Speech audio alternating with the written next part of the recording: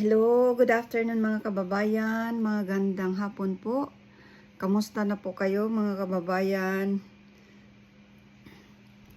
Merinda po muna tayo kasi galing ako sa nagligpit ng mga sampay.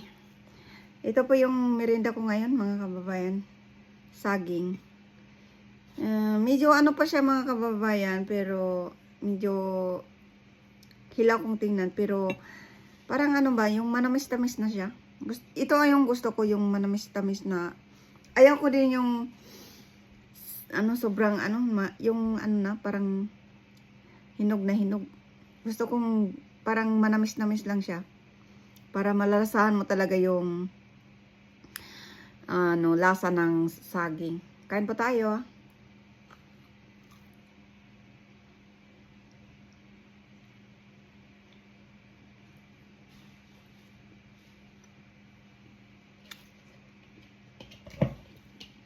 Ito yung ko. Lettuce salad. Ko lang siya. Ganito lang.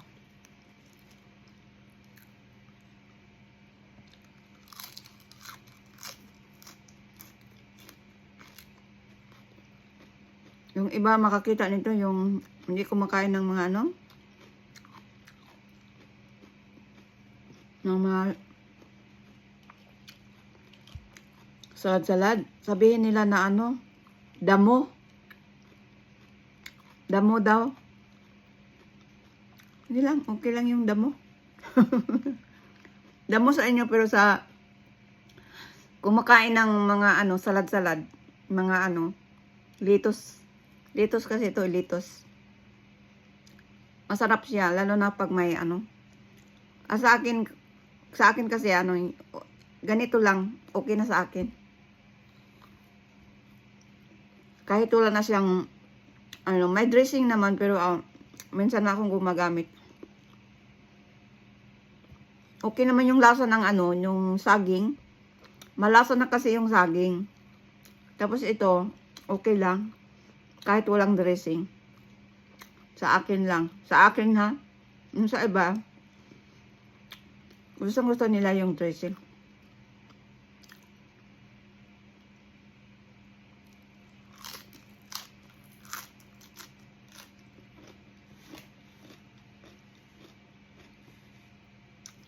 Kahapon mga kababayan, talagang panic ang ko na nararamdaman. Kasi lumilindol sa amin sa General Santos City. Nagmonitor ako sa mga mga kapatid, pamangkin. Hindi ko talaga yung yung kaba ng panic talaga ako makabayan. Talagang wala akong nagawa sa buong araw. Naghihintay ako sa nila. Sa tawag ito. May tumatawag.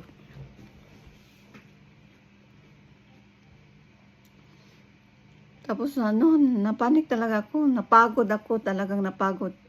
Tsaka hindi ako nakagawa ng content dahil sa nagpanik ako.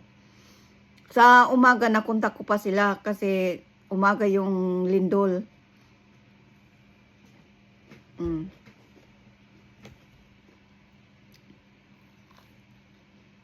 Nakausap ko sila isang oras. Tapos wala na silang tawag ko. Wala na silang signal kasi patay na yung yung pag pag lindol daw, pinatay na agad yung kuryente, yung sukote ko kasi sa amin, sukote ko. Pinatay na. Kaya mabuti na lang sa bahay, may wifi kami. At saka nalubat yun yung wifi pala.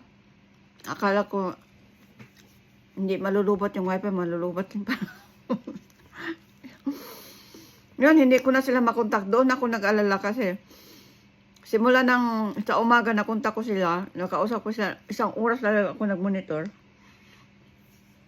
Panik ang mga bata, mga kabayan, yung mga apo ko, yung anak ng mga ko ba? pamangkin, siyempre apo ko na rin yun, di ba? Kawawa mga bata, nagpanik. Akala ko ano na nangyari sa kanila. Yung dagat talaga ang nag-alala talaga ako sa dagat kasi malapit kami sa dagat. Pero okay lang naman daw sabi kasi monitor yung mga yung taga mga tawag nun, mga nasa government na nagtrabaho, tawag nun, nakalimutan ko. Minomonitor nila yung dagat. Na daw yung dagat sa amin, yung nawala, nahubas. Ano ba yung sa Tagalog na nahubas siya ba? Hindi siya lumaki. Nawala siya, malaki daw, malapad daw yung ng dagat. Siguro sa amin siguro, ilang beses na yan mga kababayan, hindi lang ngayong lindol na nangyari. Ngayong kahapon na lindol, ang pinakamalakas sabi talagang pinakamalakas. Kasi 7.8 ang lakas ng lindol. Sa ibang parang sa Davao ata, 8.2. Diyos ko mga kababayan, maraming namatay sa Davao. Sa Jensan din, maraming namatay mga kababayan. Nakakaawa sa General Santos.